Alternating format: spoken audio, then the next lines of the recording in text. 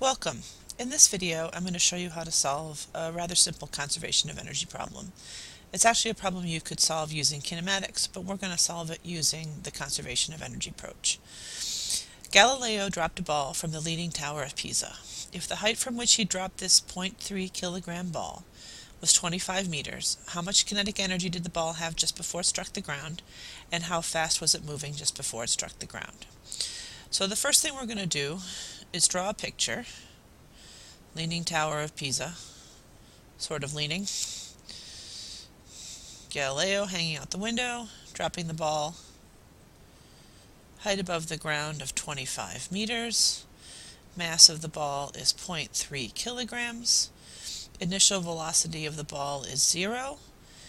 And we're going to label the two positions that we're interested in. First of all, we have information about the height when he dropped the ball, and we're asking for information about just before it strikes the ground.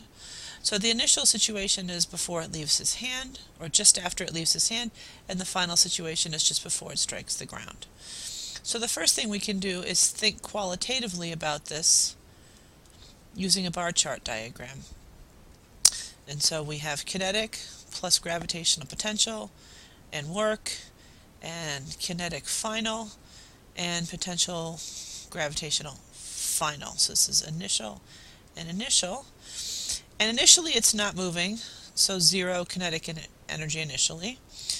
And it does have potential energy because it has some height above the ground. So I don't know, 4 bars of that. There's no friction, so no work. And that's equal to, well, just before it strikes the ground, it has no height, so no potential energy. So all of the energy, all 4 bars of it, are kinetic.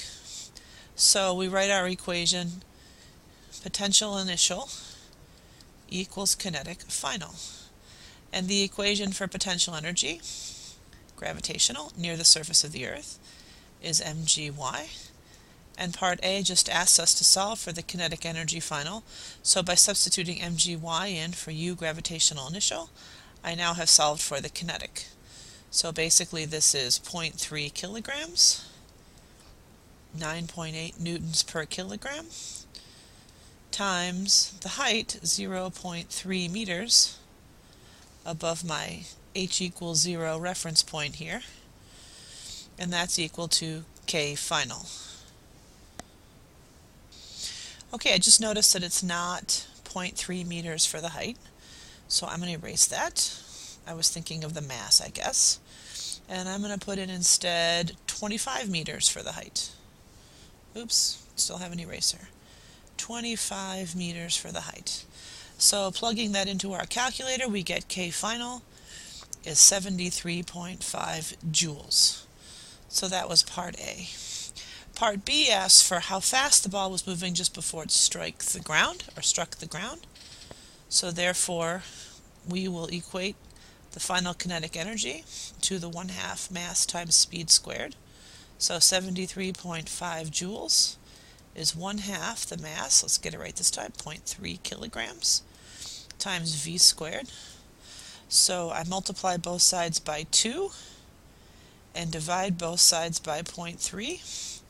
And I get velocity squared is 490, which means that the velocity is equal to 22.1 meters per second.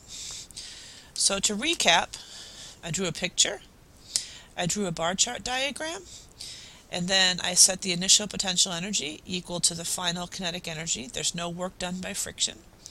And then I substituted for part A the potential energy, mgy, plugged in the numbers, and got a potential energy, or kinetic energy, which was equal to the initial potential energy. And then in part B, kinetic final is 1/2 mv squared. Solve, get 22.1 meters per second. Okay, let's solve another one on this worksheet, now that we're finished with that one. And the first one, these two are all just potential and kinetic, potential and kinetic. And here's one where there's actually some work done. So let's try that one. A 74 kilogram student starting from rest slides down an 11.8 meter high water slide. On the way down, friction does negative 5,600 joules of work on it. So there's the water slide. Here's our h equals 0 reference point. The slide starts out and is 11.8 meters high. And the person's initial position is at the top and final position is at the bottom.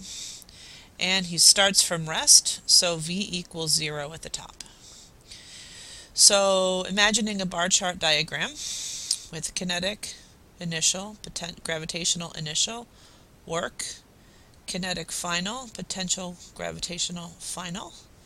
We have starts from rest, 0 bar there, does have gravitational potential, some here, maybe 5 bars.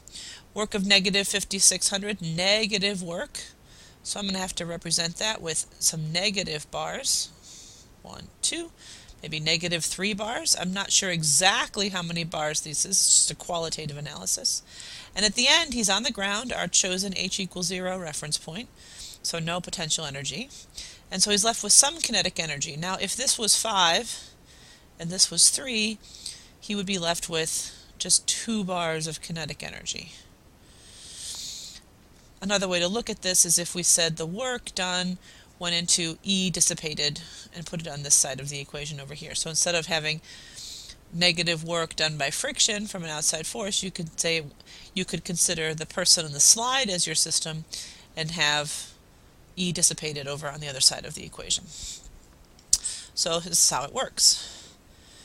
Potential gravitational initial plus work of friction equals kinetic final.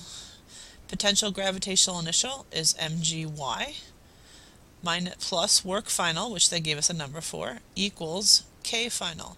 And we want to know how fast the person's going, so k final is 1/2 mv squared. So mgy, 74 kilogram student, 9.8 newtons per kilogram on Earth. Y, 11.8 meters above our reference point, plus friction does negative 5,600 joules of work, negative 5,600 joules of work goes there, equals 1/2 74 times velocity squared. So 74 times 9.8 times 11.8, I get 8557 joules minus 5,600 joules gives us 2957 is equal to 1/2 of 74, or 37 v squared. So 2957 divided by 37 gives me 79.9, or 80, equals v squared. So v is the square root of 80. And for that I get 8.94 meters per second is his speed after he has slid down the slide. So again, in this one we added friction, so therefore there's potential initial to start, work by gravity, negative, and then to end up with kinetic final. Now if I look at these numbers, 85, 57, 5,600, this is roughly the same ratio. She definitely ends up with less kinetic energy. This is the kinetic energy final. So technically this number, and I'll write these maybe in red, this number of bars represents the 8557. This number of bars represents negative 5,600.